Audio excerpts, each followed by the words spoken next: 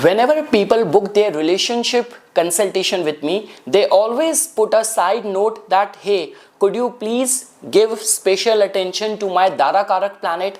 So what is Dara Karak planet in Vedic astrology tells about? So first of all, those who are new to Vedic astrology, the planet with the lowest degree is called as the Dara Karak planet. Now, the general mindset and impression people have is that Dara Karak planet will tell about the characteristics of your spouse. That is very true.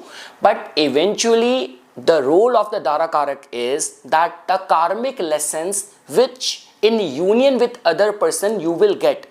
Ultimately, all other Karakas are functioning in cahoots, or they are very much submissive to the ultimate path set for you by your Atma Karak. So let's say, for example, if your Atma Karak is indicating that you have to be on a spiritual path, you have to be on a path of the renunciation. This could be a case that the Dara Karak will bring a cheating partner or bring a betrayal in your life, so that you will be now aligned with your Atma Karak. So guys, it could happen in any ways, or this could be a case that you will get such a loving and motivating partner who will push you towards the higher purpose, which could be akin and aligned with your Atma Karak.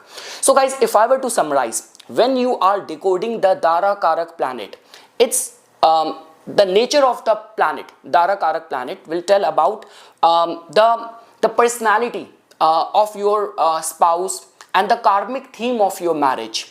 The zodiac sign placement of the Dara Karak generally tells about the temperament of your spouse.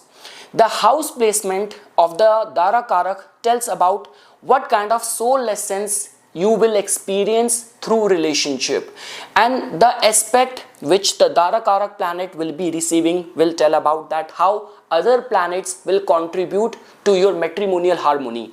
And the placement of the Dara Karak planet in the D9 chart, Navamsa chart, will tell about the real experience of the marriage after maturity or after 30 years of the age.